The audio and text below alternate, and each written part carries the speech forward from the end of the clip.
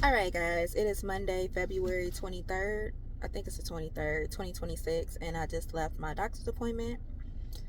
And the news was not good. This was my 2 week post op since my ovarian torsion, and my doctor walked in the room looking so defeated. She just said, "Poor baby." She said, "You've been through so much." She showed me pictures.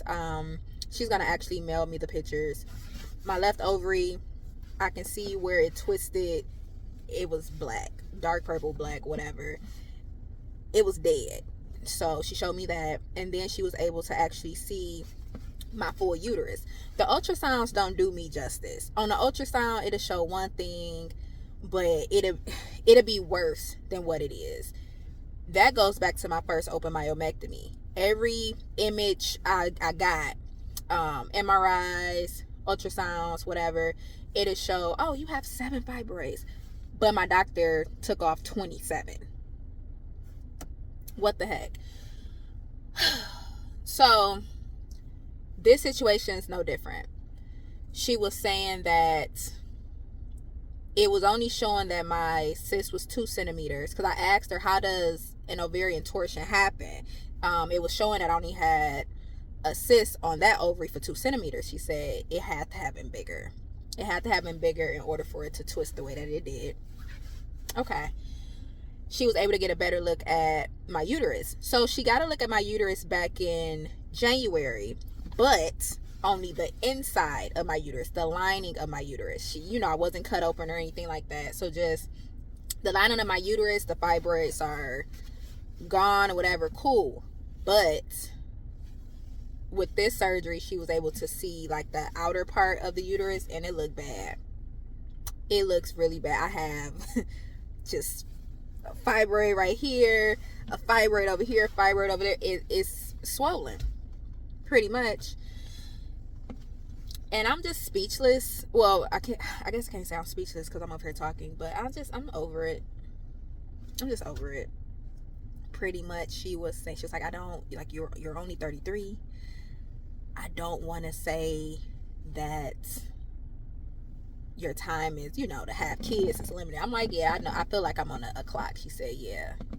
I don't want to say things like that, but yeah. So she's recommending another open myomectomy, but after that, that's it. Whatever happens after that, that's just what it is. And I don't know what to do, because I've been trying the holistic way, dieting, all of these things. I'm thinking it's working 1 second, and then the next it's not. I don't freaking know. I don't know. I don't know. But that is my post-op update. Hey guys, it is Monday, March 2nd, 2026, and it has been 1 week since my post-op appointment from my emergency surgery. And the last video, I wasn't feeling the best, but I wasn't feeling the worst with the news I got from my doctor. I was literally numb. And usually it takes me a few days to a week to really process information. And I'm here to say that I still feel no ways. Maybe this particular situation, I need more time to process. It's crazy because I'm waiting for me to break down and be sad. And it's like, why am I waiting on that? Because what if it doesn't happen? Now, I can say that this week I've been thinking, like, would not having your, how can I put it? Would not having a kid necessarily be a bad thing?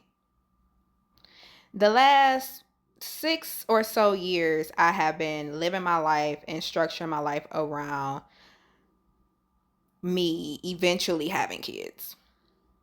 Even when it came to my house, instead of a 2 bedroom, two bathroom condo that I wanted, I'm like, no, I need a 3 bedroom home. I want a backyard. I want this, I want that.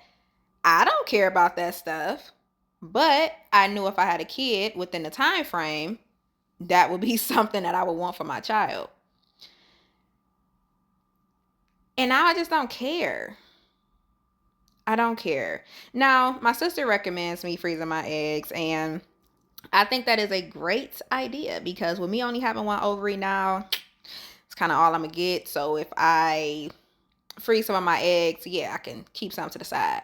At the same time, that was never something I wanted to do, because man, too much stuff be happening in the medical field as far as that type of stuff go.